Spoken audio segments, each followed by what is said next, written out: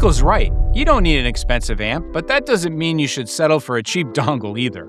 Here's the problem. The audio industry has conflated baseline competence with optimal experience.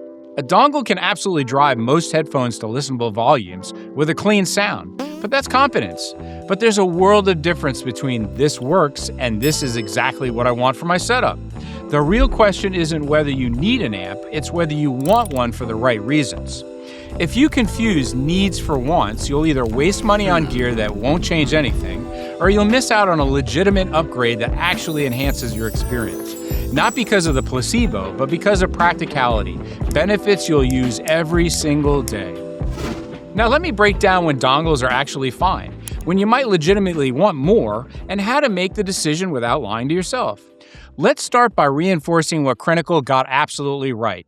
For the vast majority of headphones and IEMs on the market today, a quality dongle DAC like an Apple USB-C dongle or any well-measuring dongles from companies like IFI or Moondrop is perfectly adequate. What does adequate mean, though? It means you're hitting comfortable listening volumes without maxing out the device. It means you're not hearing hiss or background noise during quiet passages.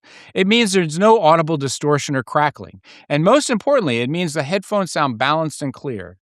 If you've got modern IEMs, you're almost never going to run into issues. IEMs typically have low impedance and high sensitivity, which means they're incredibly easy to drive. You could run most IEMs off of a potato if you wired it correctly. The Apple dongle will give you more than enough power, more than enough clarity, and a noise floor so low you'd need a laboratory equipment piece to measure it. Even with headphones, most of what's on the market today is designed to be relatively efficient. Your average pair of planar headphones from Hi-Fi Man, or your Sennheiser HD600 series, or maybe your Focal headphones, all of these will run just fine off of a dongle. You'll hit listening volumes in the 60 to 80% range on your device's volume control, which is exactly where you want to be. Here's the key thing Crinacle emphasized that I want to echo. Power is volume. That's it. If you're hitting the volume you want to, listening at a comfortable level, you have enough power. You're not missing some magic quality of power that's going to unlock some kind of hidden detail or expand the soundstage. That's placebo theory, and we're not going there. So if your current setup checks all of these boxes comfortably, volume, no noise, no distortion, sounds good to you, then you're done. Save your money. Spend it on better headphones or better music or literally anything else. The dongle is doing its job. But here's where I'm going to add some nuances to Crinacle's argument. Just because you don't need an amp doesn't mean there aren't legitimate, practical reasons to want one. And I want to be really clear here. I'm not talking about a subjective sound quality improvement. I'm not saying an amp is going to make your music sound warmer or give you better separation or anything vague audiophile language. I'm talking about specifics. Tangible problems that dedicated amplifiers solve. First, there's the power issue, but only in very specific cases. Crinacle mentioned the Hi-Fi Man HE6, and he's absolutely right. That's one of the few headphones that generally requires serious amplification. We're talking about headphones with a double whammy of relatively low sensitivity and demanding impedance curves. The Susvara is another one. Some of the older high-impedance biodynamic models fall in this category too. If you own one of these headphones and you're trying to drive it off a dongle, you're going to hit a volume ceiling before you reach comfortable listening levels. That's not placebo, that's physics. You're legitimately needing more power. But here's the thing, most of you don't own these headphones, and if you're shopping for new headphones, you probably shouldn't buy them unless you're already knowing and willing to invest in amplification to support them. Don't buy the Susvara, don't buy the HD800, and then don't complain that it doesn't work off your MacBook. That's like buying a Ferrari and complaining about gas mileage. Second, there's the feature issue. Maybe you need balanced outputs because your DAC only has a balanced line out. Maybe you're running multiple sources, a turntable, a CD player, a streaming device, and you want a single volume control and input switching. Maybe you're using your system at a desk and you want a physical volume knob instead of reaching for your computer every time you need to adjust the levels.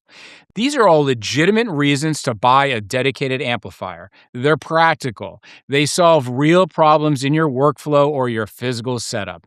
This isn't about chasing subjective improvements. It's about making your system more functional for how you can actually use it. Now, here's the third thing. There's a build quality and longevity aspects. Dongles are great, but they're also fragile as crap.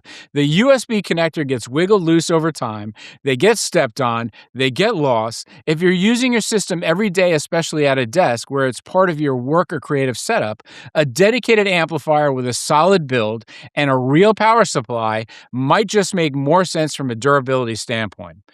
And let's be honest, if you're investing in high-end headphones, maybe you just want your setup to look and feel intentional. There's nothing wrong with that as long as you're honest with yourself that it's about aesthetics and user experience, not about unlocking some secret performance. The key word in all of this is want. You don't need these things, but if you want them for a specific practical reason, that's a valid choice. How to make this decision honestly. So, how do you actually decide if an amp makes sense for you without falling into the trap of justifying a purchase you don't need? Here's my 4-step process, and it's stupidly simple. The first one, test with what you already have. Plug your headphones into your dongle, your laptop, your phone, whatever source you currently own. Listen to music you know well. Can you hit the volume you want? Is there any audible hiss or noise? Does it sound distorted or strained at higher volumes? If the answer to all this is no, then you're done. You don't need an amp. Here's step number 2. Identify the specific problem you're trying to solve. And I mean specific, not I want better sound. That's vague and subjective. I mean, I can't hit adequate volume.